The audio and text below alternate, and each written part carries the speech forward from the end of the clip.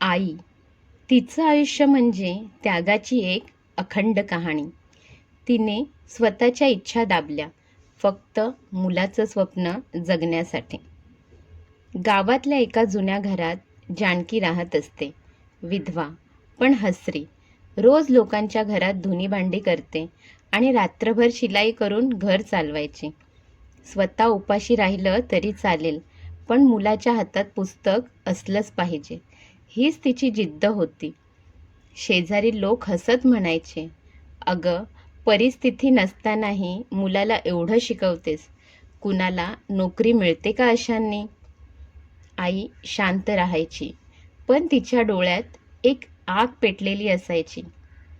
तिचा मुलगा प्रकाश 10वीत शिकत असतो, हुशार, पण आईच्या गरीब परिस्थितीवर नाराज. मुलाने आईकडे पाहून विचारलं, आई, आपण गरीब का आहोत? आईच्या डोळ्यातून गप्प अश्रू गळाले.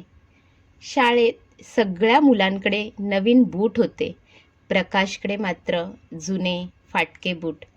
मित्र हसायचे, पण तो आईकडे काही बोलायचा नाही, कारण त्याला माहीत होते आई स्वतः उपाशी राहून त्याला पुस्तक विकत घेते, त्याची शाळेची फी भरते. एक दिवस आई कामावरून परतली.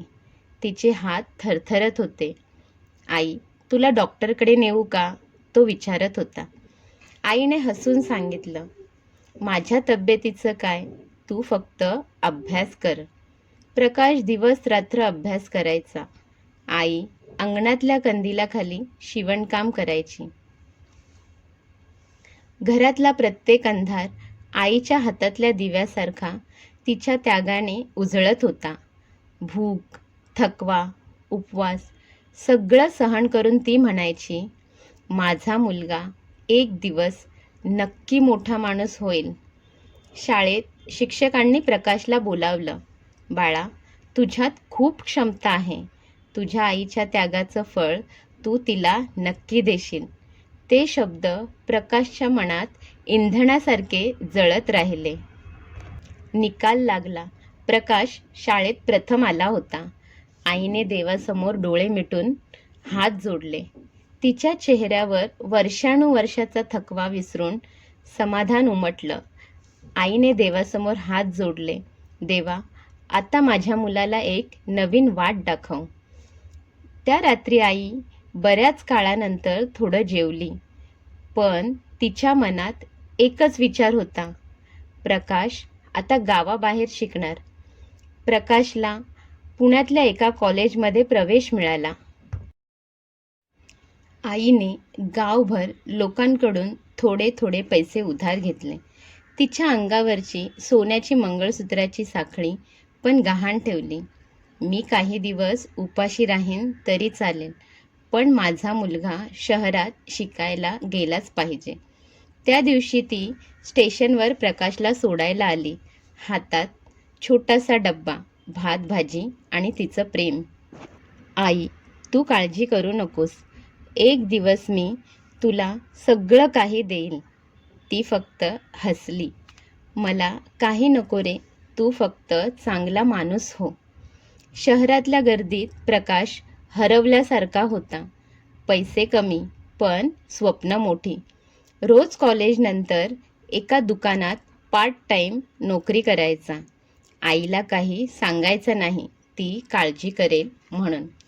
प्रत्येक रात्री जेव्हा तो थकून झोपायचा, तेव्हा त्याला आठवायचं, आई आता अंगणातल्या दिव्याजवळ शिवणकाम करत असेल.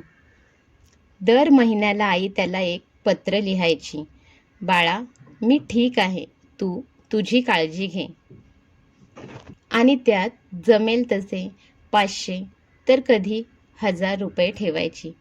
एके दिवशी शेजारी म्हणाले, जानकी, तू स्वतःचं आरोग्य बघ, सतत काम करत असतेस.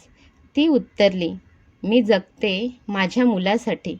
त्याचा प्रत्येक श्वास हेच माझं औषध आहे. एक दिवस प्रकाशला फोन आला. शेजारीण म्हणाली, बाळा, तुझी आई आजारी आहे, तिला हॉस्पिटलमध्ये दाखल केलंय. त्याने लगेच गावाकडे धाव घेतली. रस्त्यात त्याच्या डोळ्यात फक्त अश्रू होते. त्याच्या मनात एकच प्रार्थना होती, देवा, आईला काही होऊ देऊ नकोस. आईच्या चेहऱ्यावर थकवा होता, पण ओठांवर हसू. प्रकाश तिच्या पलंगाशेजारी बसला. आई, तू मला आधी का नाही सांगितलंस? ती हळूच म्हणाली, मला तुला त्रास द्यायचा नव्हता. माझं आयुष्य संपलं तरी हरकत नाही, फक्त तू खूप पुढे जा. त्या क्षणी प्रकाशने तिला हात धरून सांगितलं, आई, मी वचन देतो, तुझं स्वप्न मी नक्की पूर्ण करेन. आई हॉस्पिटलमधून बरी होऊन आल्यावर प्रकाश पुन्हा शहरात जातो. प्रकाश शिक्षण पूर्ण करून इंजिनियर झाला. एका मोठ्या कंपनीत त्याला नोकरी लागली. पहिला पगार मिळताच तो गावाकडे गेला. काही महिन्यातच त्याने आईच्या जुन्या झोपडीत आता मोठंसं घर बांधलं होतं.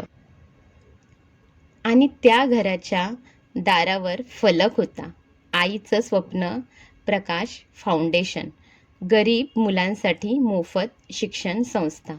आई आता वृद्ध झाली होती.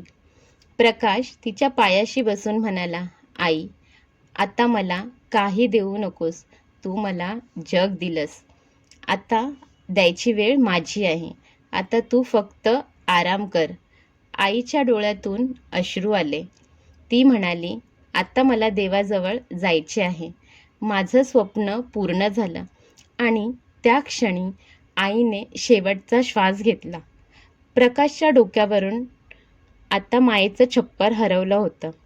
काही दिवसांनी प्रकाशला आईच्या जुन्या पेटीत एक वही सापडली. त्यात आई दररोज लिहायची. त्याने शेवटचं पान वाचलं. देवा, माझा प्रकाश नेहमी उजळत राहू. त्याच्या आयुष्यात कधी अंधार येऊ नये. आई कधी स्वतःसाठी जगत नाही. ती फक्त आपल्या लेकरासाठी श्वास घेते. आणि म्हणूनच तिचा त्याग देवाच्या कृपेहूनही मोठा असतो. कथा आवडली असेल तर एक लाईक करा. तुमच्या मित्रांसोबत शेअर करा. आणि अशाच भावनिक मराठी कथा ऐकण्यासाठी चॅनलला सबस्क्राईब करा. धन्यवाद.